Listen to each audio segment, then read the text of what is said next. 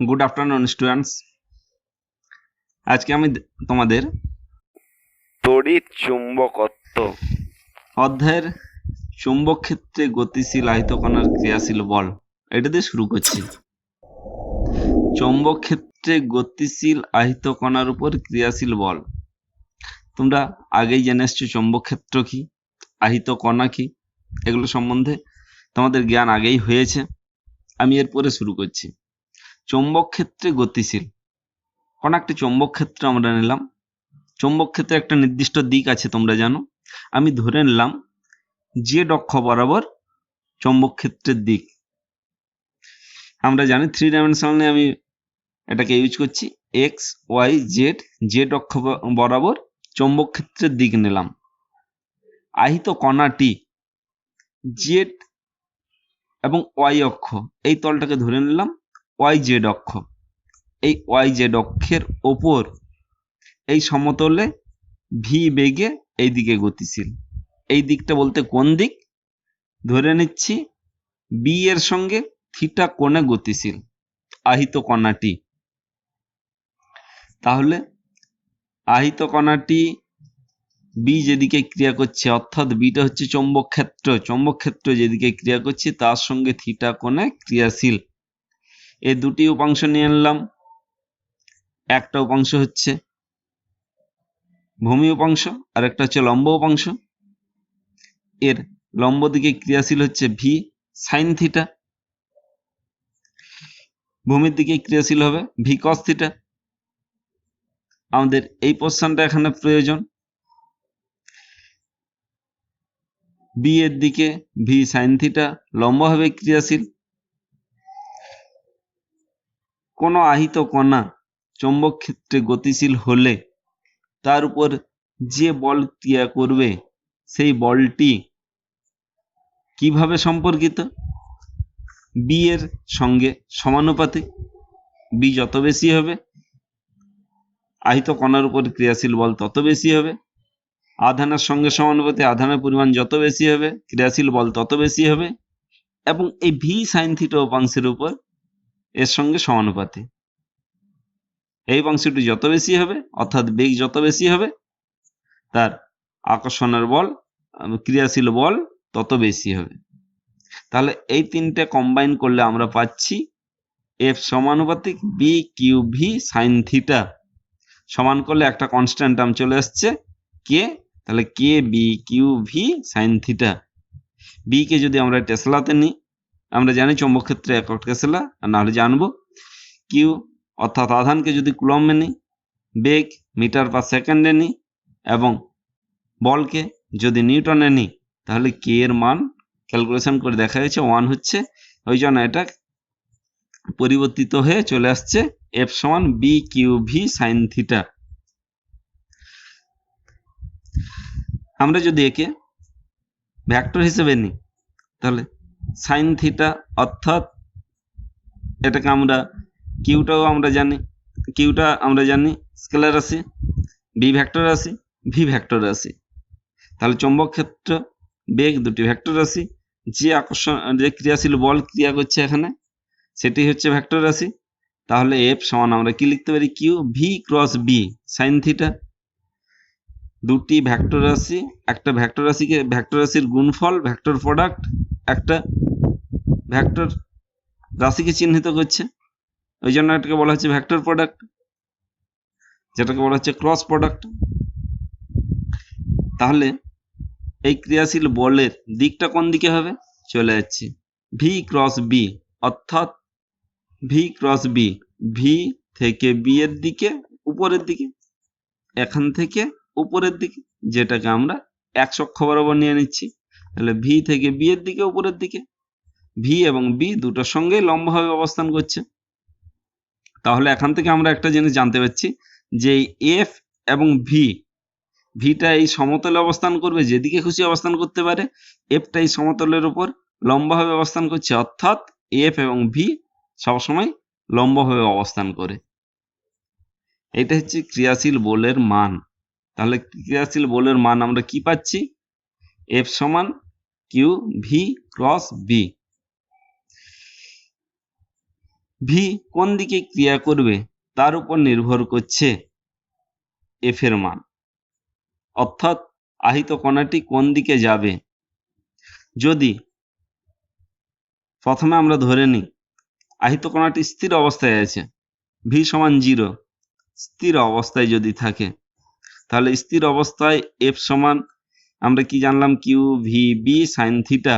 ভিটা 0 হয়ে গেলে পুরো টার্মটা 0 হয়ে যাচ্ছে, তাহলে ক্রিয়াশীল বলের মান 0। আবার থিটা যদি 0 হতে পারে বা 180 ডিগ্রি হতে পারে, অর্থাৎ সমান্তরালভাবে ক্রিয়াশীল, মানে বি এর সঙ্গে সমান্তরালভাবে যদি হয়, এই যে বিটা এদিকে ক্রিয়াশীল, এই ভি এর দিকটা হয় এদিকে না হলে এদিকে, এর সঙ্গে সমান্তরালভাবে যদি হয়, তাহলে এর মানটা দাঁড়াচ্ছে সাইন 0 হোক সাইন 180 হোক, দুটোর মানই 0। তাহলে পুরো টার্মটাই 0 চলে আসছে, অর্থাৎ তার উপর কোনো বল ক্রিয়া করছে না। যদি লম্বভাবে থাকে, থিটা যদি 90 হয়, তাহলে হচ্ছে এফ সমান কিউ ভি বি সাইন 90, অর্থাৎ সাইন 90 এর মান সর্বোচ্চ 1 কিউ ভি বি। এইটাই হচ্ছে ক্রিয়াশীল বলের ম্যাক্সিমাম মান, ওই জন্য এখানে লেখা হচ্ছে এফ ম্যাক্স সমান কিউ ভি বি। এই রাশিটা থেকে আমরা বি এর সংজ্ঞাও বলতে পারি, বি এর একক, বি এর মাত্রা, প্রত্যেকটা আমরা এই রাশিটা থেকে নির্ণয় করতে পারি। তাহলে এখানে কি দাঁড়াচ্ছে, এফ এর ম্যাক্সিমাম মান কখন ক্রিয়া করছে, যখন লম্বভাবে ক্রিয়া করছে, ভি এবং বি এর সঙ্গে যখন 90 ডিগ্রি অ্যাঙ্গেলে ক্রিয়া হচ্ছে, তখনই আধান আহিত কণার উপর ক্রিয়াশীল বলের মান সর্বোচ্চ, সেটা হচ্ছে কিউ ভি বি। তাহলে আমরা যদি চৌম্বক ক্ষেত্রের সংজ্ঞা বলতে চাই, তাহলে এই রাশিটা থেকে আমরা কি পাচ্ছি, বি সমান F max by Q V. Q যদি 1 হয়, ভি যদি 1 হয়, তাহলে বি সমান হচ্ছে এফ ম্যাক্স, মানে সর্বোচ্চ যে বলটি ক্রিয়াশীল সেটা হচ্ছে বি।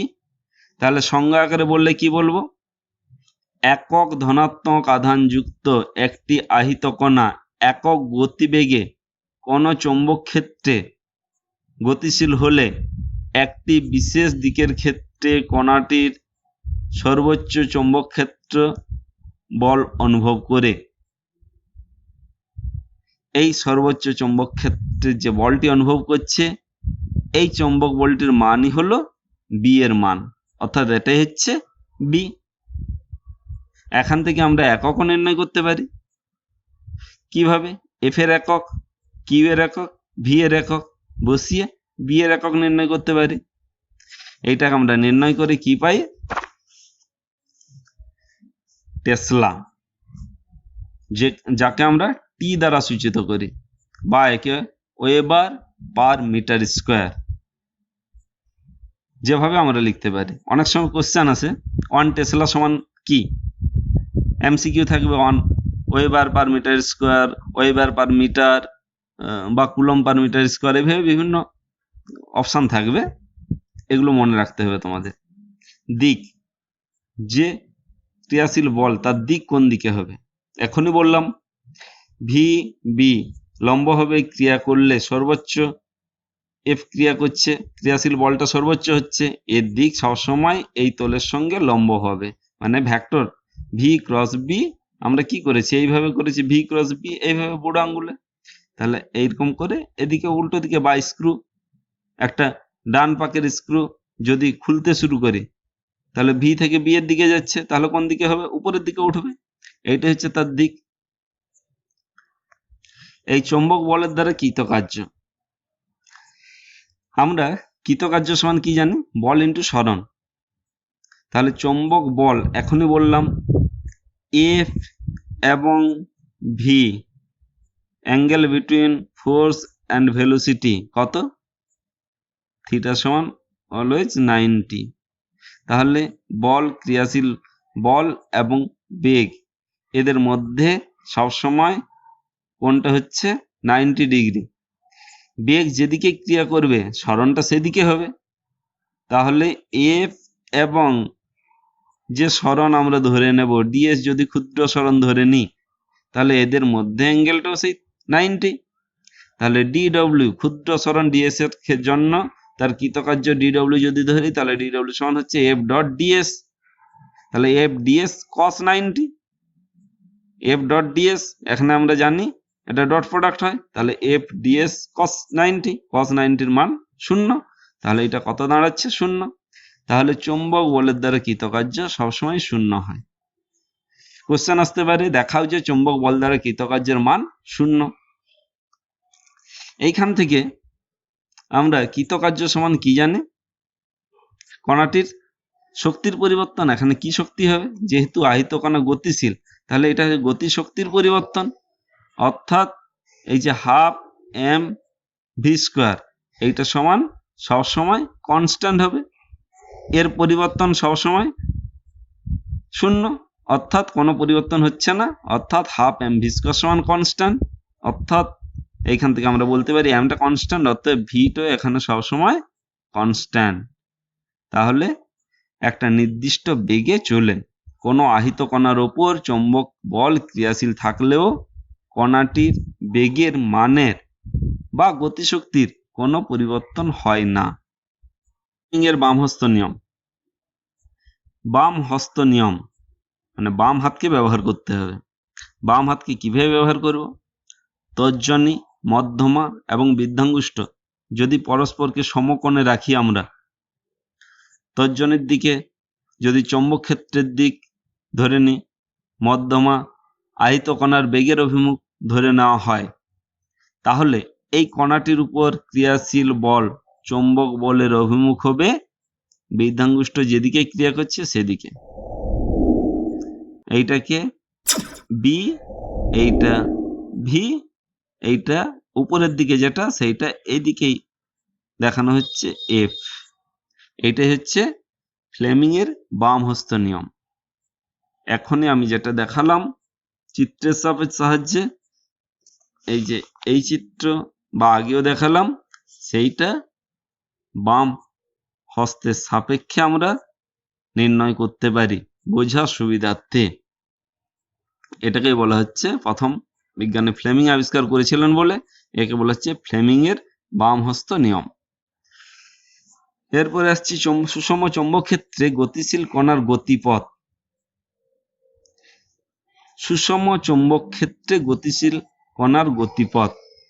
সুষম চৌম্বক ক্ষেত্র বলতে কি বুঝছি?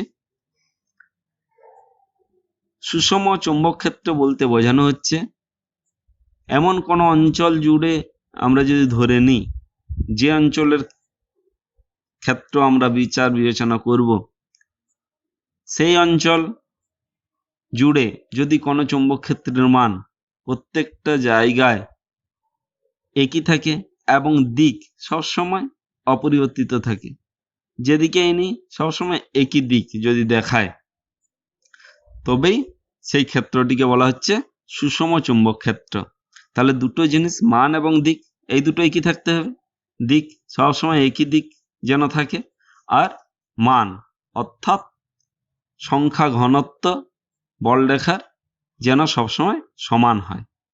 এই দুটো যদি ঠিক থাকে তখন তাকে বলা হচ্ছে সুষম চৌম্বক ক্ষেত্র। আহিত কণার গতিপথ সুষম চৌম্বক ক্ষেত্রে আমি এখনই বলেছি এগুলো, তবু একবার লিখে দিচ্ছে। কণাটি স্থির থাকলে ভি সমান 0, এখনই বললাম এফ সমান হচ্ছে ভি 0 হলে 0 হয়ে যাচ্ছে।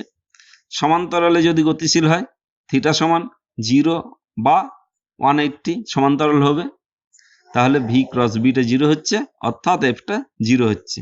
লম্বভাবে গতিশীল হলে থিটা 90, এফ সমান কিউ ভি বি সাইন 90, অর্থাৎ এর সর্বোচ্চ মান কিউ ভি বি। এখন যদি চিত্রের সাপেক্ষে আমরা দেখি যে কিভাবে ক্রিয়া করছে, তাহলে দেখো আমি ধরে নিচ্ছি পি বিন্দুতে একটা আহিত কণা প্রবেশ করছে কোন সুষম চৌম্বক ক্ষেত্রে। সুষম চৌম্বক ক্ষেত্রের কোন দিকে? এই যে পাতাটা ধরছি এর সঙ্গে লম্বভাবে যদি উপরের দিকে ক্রিয়া করে, তাহলে উপরের সঙ্গে ভিটা লম্ব হচ্ছে, পাতা থেকে লম্বভাবে উপরের দিকে বি এর মান নেওয়া হচ্ছে, ভিটা এদিকে ক্রিয়া করছে, অর্থাৎ এই দুটোর সঙ্গে লম্ব কোনটা হবে? এইটা এফ। তাহলে এখানে যে আহিত কণাটি থাকবে তার উপর একটা ক্রিয়াশীল বল এফ এদিকে ক্রিয়া করবে। তাহলে ভি এর জন্য এদিকে সরতে থাকবে এবং এফ এর জন্য এদিকে ক্রিয়াশীল হবে। কিছুক্ষণ পরে আমি ধরে নিলাম কিউ বিন্দুতে আসবে। তাহলে কিউ বিন্দুতে ভি এদিকে যদি ক্রিয়া করে ওই একইভাবে বি উপরের দিকে ক্রিয়া করছে, দুটো লম্ব এইভাবে দেখা যাচ্ছে। আমরা যদি একটা বৃত্তের স্পর্শক টানি আর এখান থেকে যদি লম্ব নেই, স্পর্শকের সঙ্গে তার ব্যাসার্ধ সবসময় লম্ব, তাহলে খাতার উপরের দিকে লম্ব হবে বি, স্পর্শক হচ্ছে ভি। তাহলে কেন্দ্রাভিমুখী যে বলটা ক্রিয়াশীল হচ্ছে সেটাই হচ্ছে তার ক্রিয়াশীল বলের দিক। এইভাবে কি হবে? তাহলে আহিত কণাটি একটা বৃত্তাকার পথ অবলম্বন করবে, বৃত্তাকার পথে ঘুরতে থাকবে। এই বৃত্তাকার পথ যে ঘুরতে থাকবে, বৃত্তাকার পথে ঘুরতে শুরু করলে একটা অভিকেন্দ্র বলের প্রয়োজন। অভিকেন্দ্র বলের মান কত? অভিকেন্দ্র বল হচ্ছে এম ভি স্কোয়ার বাই আর। তাহলে এই অভিকেন্দ্র বলের যোগান কে দিচ্ছে? চৌম্বক বল কিউ ভি বি। ওই জন্য কিউ ভি বি কার সঙ্গে সমান হচ্ছে? এম ভি স্কোয়ার বাই আর এর সঙ্গে সমান হচ্ছে। যেখান থেকে আমরা আর সমান লিখতে পারি ভি ভি কেটে যাচ্ছে, একটা ভি কেটে যাচ্ছে, তাহলে M V by Q B. ব্যাসার্ধের মান যে ব্যাসার্ধ বরাবর ঘুরতে থাকবে, যে ব্যাসার্ধ নিয়ে বৃত্তাকার পথে ঘুরবে, সেই ব্যাসার্ধের মান হচ্ছে M V by Q B. এখান থেকে যদি কিউ এবং বি, কিউটা হচ্ছে আধান, বিটা হচ্ছে চৌম্বক ক্ষেত্র, সুষম চৌম্বক ক্ষেত্র নিলে বিটা অলওয়েজ কনস্ট্যান্ট। যদি আধান স্থির থাকে সবসময় তাহলে আর এম ভি এর সঙ্গে সমানুপাতিক। এম ভি অর্থাৎ মোমেন্টাম, ভরবেগ, তাহলে আর সমানুপাতিক এম ভি, ভরবেগের সঙ্গে এটা সমানুপাতিক। এইটা কাজে লাগে ভর বর্ণালী বীক্ষণ যন্ত্রে। ভর বর্ণালী বীক্ষণ যন্ত্রে কোনো আহিত কণার ভর পরিমাপের সময় এই ধর্মকে কাজে লাগানো হয়। আর সমান আমরা কি পেলাম? M V by Q B. এটাকে লিখতে পারি এমটাকে নিচে আনলে কিউ বাই এম হিসেবে। কিউ বাই এম কেন লিখলাম? কিউটা হচ্ছে আধান, কিউ বাই এম যখনই নিয়ে নেওয়া হচ্ছে এটা হচ্ছে আপেক্ষিক আধান। এই আপেক্ষিক আধান কখন কাজে লাগে? যদি ভরের পরিবর্তন হয় তখন আপেক্ষিক আধানটা কাজে লাগে। যেমন ইলেকট্রন, প্রোটন, দুটোর ক্ষেত্রে আধানের মান একই, কিন্তু দুটোর ভর অনেকটাই ডিফারেন্স।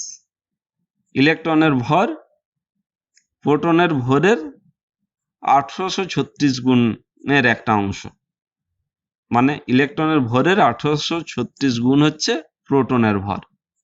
তাহলে ভরের ডিফারেন্সের জন্য এই আপেক্ষিক আধানটা প্রয়োজন। তাহলে ভি বেগ, বেগ যদি কনস্ট্যান্ট হয়, ধ্রুবক হয়, সুষম চৌম্বক ক্ষেত্রে মানে বি কনস্ট্যান্ট, তাহলে আরটা কার সঙ্গে ব্যস্তানুপাতিক হচ্ছে? কিউ বাই এম এর সঙ্গে, অর্থাৎ আপেক্ষিক আধানের সঙ্গে ব্যস্তানুপাতে পরিবর্তিত হচ্ছে। এটা কখন কাজে লাগে? আমরা ইলেকট্রন এবং প্রোটনকে যদি নিয়ে নিই, দুটোর আধানের মান একই, কিন্তু ভরের ডিফারেন্সে কোনো চৌম্বক ক্ষেত্রে ইলেকট্রন অপেক্ষাকৃত কম ব্যাসার্ধের বৃত্তপথে আবর্তন করে। কেন? ইলেকট্রনের ক্ষেত্রে কিউ বাই এমটা অনেক বেশি, ওই জন্য আরটা অনেক কম হয়। এরপরে আসছে যদি এম ভি ধ্রুবক হয়ে যায় তাহলে আর ব্যস্তানুপাতিক বি, অর্থাৎ চৌম্বক ক্ষেত্রের সঙ্গে ব্যস্তানুপাতে পরিবর্তিত হয়। চৌম্বক ক্ষেত্র যত বেশি হবে ব্যাসার্ধের পরিমাণ তত কম হবে। এখান থেকে আমরা আবর্তন কাল বা সাইক্লোটন কম্পাঙ্ক এগুলো নির্ণয় করতে পারি। আবর্তন কাল, একটা বৃত্তাকার পথে পরিভ্রমণ করলে কতটা পথ যাচ্ছে? পরিধিটা অর্থাৎ আর ব্যাসার্ধের বৃত্তাকার পথ পরিবহন করলে তার পরিধিটা সমান 2πr। একবার পরিক্রমণ করলে 2πr পথ যাচ্ছে। বেগ যদি ভি হয় তাহলে কত সময় লাগবে আবর্তনকাল? সরণ বাই বেগ, অর্থাৎ 2πr দূরত্ব বাই বেগ ভি, এটাই হচ্ছে আবর্তনকাল। আর সমান আমরা কি পেয়েছি?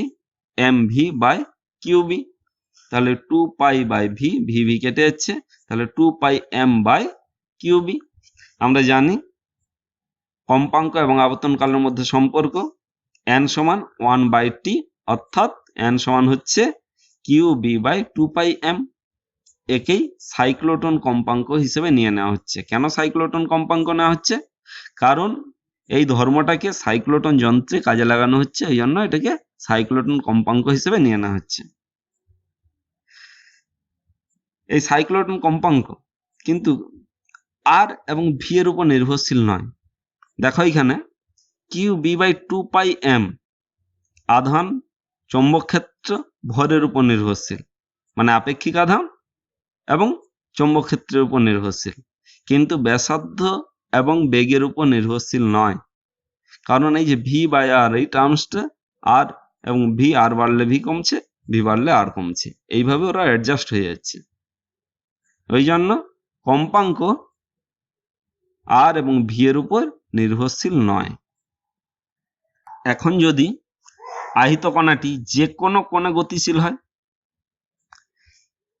যে কোনো কোণে গতিশীল, আমরা এদিকে বি ধরে নিলাম, চৌম্বক ক্ষেত্রের দিক এক অক্ষ বরাবর চৌম্বক ক্ষেত্রের দিক ধরলাম, এই তোলে যে কোনো দিকে ভি বেগে গতিশীল হচ্ছে।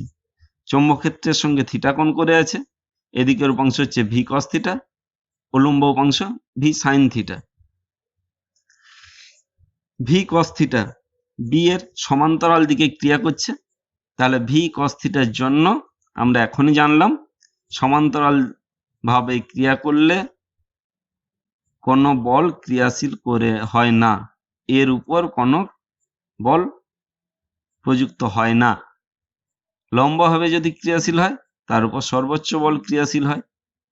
ভি সাইন থিটা হচ্ছে বি এর উলম্ব উপাংশ, তাহলে ভি সাইন থিটার জন্য এর উপর ক্রিয়াশীল বল এফ সমান আমরা কি জানি? Q V B. যেহেতু এখানে ভি এর উপাংশ সাইন থিটা, তাহলে ক্রিয়াশীল বল এফ সমান হচ্ছে Q V sine theta into B. এই বলটা ক্রিয়া করছে এবং এই ক্রিয়া করার জন্য আহিত কণাটিকে বৃত্তাকার পথে আবর্তন করাচ্ছে এই বলটির জন্য। কিন্তু ভি কস থিটা একটা রৈখিক বেগ কাজ করছে, এই রৈখিক বেগের জন্য এইখানে আবর্তন করছে, কিন্তু এদিকেও একটা বেগ ক্রিয়া করছে। তাহলে এইভাবে কিভাবে যাচ্ছে? আবর্তন করতে করতে এদিকে এগিয়ে যাচ্ছে। অর্থাৎ এই গতিপথটিকে কি গতিপথ বলা হচ্ছে? কুণ্ডলিত বা সংখিল গতিপথ। এখানে ওই একইভাবে আর সমান আমরা কি পেয়েছিলাম? M V by Q B. তাহলে এখানে ভি এর জায়গায় হচ্ছে ভি সাইন থিটা, তাহলে M V sine theta by Q B. তাহলে এখান থেকে ভি সমান আমরা কি পাবো? Q B into R by M into sine theta. আবার টি সমান আমরা জানি 2πm কিউ বি, আর এবং ভি এর উপর নির্ভরশীল নয়। তাহলে টি এর মান অর্থাৎ আবর্তন কালের মান পরিবর্তনশীল হয় না। আবর্তন কাল যদি পরিবর্তিত না হয়, কম্পাঙ্কও পরিবর্তিত হবে না, কম্পাঙ্ক একই থাকবে কিউ বি বাই 2πm। তাহলে আবর্তন কাল বা কম্পাঙ্ক এটা কোনো পরিবর্তন হচ্ছে না। কিসের পরিবর্তন হচ্ছে? তার বেগের পরিবর্তন হচ্ছে, ব্যাসার্ধের পরিবর্তন হচ্ছে। এর গতিপথ কত দূরত্ব যাবে? পিচ, যেটাকে বলা হচ্ছে পিচ, পিচ সমান কি হচ্ছে? আবর্তন কাল ইন্টু বেগ। আবর্তন কাল কত? টি। এখানে ধর টি সমান হচ্ছে 2πm বাই কিউবি। বেগ ভি কস থিটা, এদিকের টার্মটা হচ্ছে ভি কস থিটা, রৈখিক বেগের জন্য এদিকে এগিয়ে যাচ্ছে। তাহলে পিচটা কত হচ্ছে? T into V cos theta. T এর মান 2πm by Q V Q B into V cos theta. 2πm/কিউ বি বসিয়ে দেওয়া হলো, ভি এইখান থেকে পাচ্ছি ভি সমান Q B R dash by M sine theta, তাহলে Q B R dash by M sine theta dot V cos theta. তাহলে এখান থেকে দেখো কিউ কিউ কেটে যাচ্ছে, বি বি কেটে যাচ্ছে, এম এম কেটে যাচ্ছে, cos theta by sine theta মানে কট থিটা, তাহলে হচ্ছে 2πr' কট থিটা। 2πr' হচ্ছে পরিধি ইন্টু কট থিটা, এটা হচ্ছে তার পিচের পরিমাণ, কত দূরত্ব এগিয়ে যাবে। চৌম্বক ক্ষেত্রে আহিত কণার এই কুণ্ডলিত গতিপথে ধর্মটিকে বিভিন্ন যন্ত্রে চৌম্বক ফোকাসিং এর কাজে লাগানো হয়। এই ধর্মটিকে কাজে লাগিয়ে তৈরি হচ্ছে সাইক্লোট্রন। সাইক্লোট্রন, এই সাইক্লোট্রন যন্ত্রটি কি? একটি বিশেষ ধরনের কণিকা ত্বরণ যন্ত্র। আহিত কণাকে কিভাবে আহিত কণার বেগ বৃদ্ধি করা হচ্ছে, ওই জন্য বলা হচ্ছে বেগ বৃদ্ধিকে বলা হচ্ছে ত্বরণ, ওই জন্য বলা হচ্ছে আহিত কণার ত্বরণ যন্ত্র। বিভিন্ন পজিটিভ কণাগুলিকে, যেমন প্রোটন, আলফা কণা, এই কণাগুলিকে স্থির অবস্থা থেকে বেগ বাড়াতে বাড়াতে উচ্চ গতিতে নিয়ে যাওয়া হয় এই সাইক্লোট্রন যন্ত্রে। সাইক্লোট্রন যন্ত্রটি কি? উচ্চ মানের চৌম্বক ক্ষেত্রের মধ্যে দুটো অর্ধবৃত্তাকার খোলক নিয়ে নেওয়া হচ্ছে, যেটার আকৃতি ডি আকৃতির। দুটো যদি আমরা চৌম্বক ক্ষেত্রে ক্রিয়া করি, এই ডি গুলো এমনভাবে আড়াআড়ি থাকবে যাতে ডি এর সঙ্গে লম্বভাবে ক্রিয়া করে চৌম্বক ক্ষেত্র। এইখানে এই ডি গুলোকে যদি এইভাবে দেখাই আমি, তাহলে চৌম্বক ক্ষেত্র ক্রিয়া করবে এখান থেকে লম্ব হবে উপরের দিকে। ডি গুলো কিভাবে? একই ব্যাসার্ধের দুটো ডি নেওয়া হচ্ছে, তার এই বেধের দিকটা যেটা ব্যাসের দিক, এই দিকটা খোলা থাকবে এবং পরিধি বরাবর এটা বন্ধ করা থাকে। তামার তৈরি এই খোলকগুলির মাঝখানটা ফাঁক থাকছে আর বাকি সব দিক বন্ধ থাকছে। দুটির ব্যাস সমান, কিন্তু বেধের তুলনায় ব্যাসটা অনেক বেশি, আর এর নিচে অভিলম্ব হবে একটা উচ্চ চৌম্বক ক্ষেত্র নেওয়া হচ্ছে। কিভাবে ক্রিয়াশীল হচ্ছে?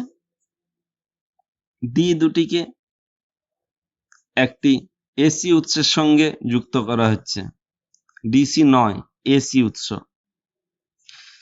এসি উৎসের সঙ্গে যুক্ত করলে কি হচ্ছে? কখনো এটা পজিটিভ, কখনো এটা নেগেটিভ হচ্ছে, আবার এটা পজিটিভ, এটা নেগেটিভ, আবার পাল্টে যাচ্ছে, এটা পজিটিভ, এটা নেগেটিভ। মাঝখানে একটি আহিত কণা প্রবেশ করছে, তাহলে আহিত কণাটা প্রাথমিকভাবে স্থির অবস্থায় নেওয়া হচ্ছে। একটি পজিটিভ আহিত কণা নেওয়া হলো, এই পজিটিভ আহিত কণা উৎসটা আমি ধরে নিলাম এইখানে এস, এই উৎস থেকে স্থির অবস্থায় এখানে আমি একটি পজিটিভ কণা ধরলাম। প্রাথমিক পর্যায়ে ধরে নিচ্ছি এইটা পজিটিভ, এই ডিটা নেগেটিভ, তাহলে এই পজিটিভ, এটা যেহেতু ভুল বললাম, প্রাথমিকভাবে এইটা নেগেটিভ, এটা পজিটিভ নিলাম, তাহলে এটা পজিটিভ আকর্ষণ করছে, এখানে ঢুকে গেল। যখন এখানে এর মধ্যে চলে আসলো, তখন তড়িৎ ক্ষেত্রের ক্রিয়ার হচ্ছে না এর উপরে, এর ভিতরে প্রবেশ করছে, অর্থাৎ স্থির অবস্থায় নেই, কিছুটা বেগ নিয়ে প্রবেশ করছে, এই সমতলে যাচ্ছে, অর্থাৎ ভি এবং বি উপরের দিকে যে চৌম্বক ক্ষেত্র ক্রিয়া করছে দুটো লম্বভাবে ক্রিয়াশীল, তাহলে এখানে একটা এমনভাবে ক্রিয়া করবে একে একটি বৃত্তাকার পথে অতিক্রম করতে বাধ্য করাবে। তাহলে একটা নির্দিষ্ট ব্যাসার্ধের বৃত্তাকার পথ পাচ্ছে। যখনই এটা এইখানে পৌঁছে যাচ্ছে, এসি উৎসের দিকটা উল্টে যাচ্ছে, এইটা নেগেটিভ, এটা পজিটিভ হয়ে যাচ্ছে। তাহলে এটা নেগেটিভ হয়ে গেলে এই পজিটিভ নেগেটিভ আকর্ষণ করছে, বেগ বেড়ে যাচ্ছে। আবার বেগ যখন বেড়ে যাচ্ছে, যে বেগে এখানে প্রবেশ করছে, এখানে ওই একইভাবে ভি এদিকে, বি উপরের দিকে, এখানে একটা বৃত্তাকার পথ লাভ করছে, কিন্তু এর ব্যাসার্ধটা বেড়ে যাচ্ছে যেহেতু ভিটা বেড়ে যাচ্ছে। ব্যাসার্ধ বেড়ে যাচ্ছে, যখন এইখানে আসছে তখনই এর আবার দিক উল্টে যাচ্ছে, অর্থাৎ এটা নেগেটিভ, এটা পজিটিভ হয়ে যাচ্ছে। এখানে আসছে, এটা নেগেটিভ, পজিটিভকে আকর্ষণ করছে, বেগ বেড়ে যাচ্ছে, ব্যাসার্ধ বেড়ে যাচ্ছে। এইভাবে ক্রমাগত ঘুরতে ঘুরতে এর বেগ খুব উচ্চ হয় এবং এক সময় এই জানলা দিয়ে বাইরে বেরিয়ে যায়। এইভাবেই সাইক্লোট্রন যন্ত্রে একটা পজিটিভ আহিত কণাকে স্থির থেকে খুব উচ্চ বেগে নিয়ে যাওয়া যায়। তাহলে এখান থেকে আমরা বের করতে পারি আবর্তনকাল 2πm/qb। আবর্তনকাল বের করতে পারলে আমরা কম্পাঙ্ক বের করতে পারবো qb/2πm। আবর্তনকালের ঠিক উল্টো। এই কম্পাঙ্কের সঙ্গে এসি উৎসের কম্পাঙ্ক একই হতে হবে। যদি না হয়, পজিটিভ কণাটি যখন এইখানে এসে পৌঁছাচ্ছে, এটা যদি পজিটিভ তখনও থাকে, নেগেটিভ না হয়, তাহলে একে তো আকর্ষণের পরিবর্তে বিকর্ষণ করবে, এর বেগ বাড়ার পরিবর্তে কমে যাবে। তাই এসি উৎসের কম্পাঙ্ক এবং এটা যেভাবে ঘুরছে তার কম্পাঙ্ক সবসময় একই হতে হবে। এটা যদি একই না হয় তাহলে বেগ বৃদ্ধি হবে না, কখনো বেগ হ্রাস হতে পারে, আবার বেগ বৃদ্ধি নাও পেতে পারে। তাই প্রথম শর্ত কি, এই কম্পাঙ্ক দুটোরই সমান হতে হবে। একেই বলা হচ্ছে অনুনাদের কম্পাঙ্ক বা সমলয়নের শর্ত। অনুনাদের শর্ত বা সমলয়নের শর্ত। এখান থেকে আমরা ত্বরিত কণার গতিশক্তিটা ক্যালকুলেশন করতে পারি ওই একইভাবে আমরা আগেই করেছি। আর সমান আমরা পেয়েছি ব্যাসার্ধ mv/qb, আবার এখান থেকে ভি সমান পাচ্ছি qbr/m। এইখানে কোন আরটা নেব, আমরা কার গতিশক্তি বের করছি? ত্বরিত কণার গতিশক্তি, যেটা আমরা এখান থেকে নেব, যেটা বাইরে বের করবে, অর্থাৎ সর্বোচ্চ যে ব্যাসার্ধটি সে পাচ্ছে, এই আরটা ম্যাক্সিমাম। তাহলে সর্বোচ্চ গতিশক্তি কখন হবে? যখন আরটা ম্যাক্সিমাম হবে, ভিটা ম্যাক্সিমাম হবে। তাহলে half M V max square, এটা ম্যাক্সিমাম লিখতে পারি আমরা ভি ম্যাক্স স্কোয়ার, অর্থাৎ হাফ এম ভি এর মান যদি বসাই Q square V square R max square by 2m, ভুল বললাম, বাই এম স্কোয়ার। তাহলে এটা কি দাঁড়াবে? Q square B square R max square by 2m। এইটা হচ্ছে এর সর্বোচ্চ গতিশক্তির পরিমাণ। সীমাবদ্ধতা কি কি সমস্যা? আহিত কণার গতিবেগ বাড়তে বাড়তে যদি আলোর বেগের কাছাকাছি হয়ে যায়, ভি প্রায় সি এর যদি কাছাকাছি হয়ে যায়, আমরা রিলেটিভিটি থেকে কি জেনেছি? আইনস্টাইনের আপেক্ষিকতাবাদ থেকে, যদি কোনো কণার বেগ আলোর গতিবেগের কাছাকাছি চলে আসে তখন তার ভর আর স্থির থাকে না। m সমান m0/√1-v² c²। এই ভি বাই সি এর মান তখন আর উপেক্ষা করা যায় না, তখন এর মানটা কিছুটা বেড়ে যায়, অর্থাৎ ভর পরিবর্তিত হতে থাকে। তাহলে অ্যান্ডের সমান আমরা কি জেনেছি? qb/2πm, m এর জায়গায় তখন বসছে m0/1-v²/c²। তাহলে এইখান থেকে qb ইন্টু √1-v²/c², এটা সমান হচ্ছে 2π m0। qb/2πm0 সমান n ডেস by root over 1 minus V square by C square. এইটা আমাদের একই রাখতে হবে, কারণ আমরা n ডেস সমান পেয়েছি Q B by 2 pi M. এমটা পরিবর্তিত হয়ে যাচ্ছে, প্রাথমিক m0, তাহলে m0, প্রাথমিক m0 থাকলে তাহলে এইটা একই রাখতে গেলে এই টার্মটাকে একই রাখতে হবে, মানে n ডেস অর্থাৎ কম্পাঙ্ক, উৎসের কম্পাঙ্ককেও এমন ভাবে বাড়ানো কমানো হবে যাতে এই টার্মটা সবসময় একই থাকে, অনুনাদের শর্ত কখনোই লঙ্ঘিত না হয়। তাহলে এই পরিবর্তী উৎসের কম্পাঙ্ক কমানো বাড়ানো করে এই টার্মটিকে সবসময় ধ্রুবক রাখতে হবে। এই ব্যবস্থাটিকে বলা হচ্ছে সিনক্রোসাইক্লোট্রন। এর সাপেক্ষে এই সমস্যার প্রতিকার করা সম্ভব। এছাড়াও আমরা কিউ বাই 2 পাই m0 এই বি ইন্টু এই টার্মটা root over 1 minus V square by C square, এই টার্মটাকে আমরা কনস্ট্যান্ট রাখতে পারি, বিটা বাড়িয়ে B into root over 1 minus V square by C square, একে যদি আমরা ধ্রুবক রাখি সব সময় তাহলেও সম্ভব।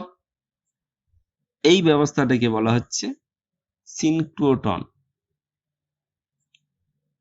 যে যন্ত্রে এই ব্যবস্থাটি করা হয় তাকে বলা হচ্ছে সিনক্রোট্রন। এইভাবে আমরা এই দুটি উপায়ে আমরা এই সমস্যাটা সমাধান করতে পারি। যদি কোনো অসুবিধা হয় তোমরা কমেন্ট বক্সে কমেন্ট করবে, আমরা রিপ্লাই করব। আর আমাদের ওয়েবসাইটে গিয়ে অবশ্যই দেখো মাঝে মধ্যে আমরা কি কি প্রবলেমগুলো দিচ্ছি সেগুলো সমাধান করার চেষ্টা করো এবং এই অবস্থায় ভালোভাবে থাকো।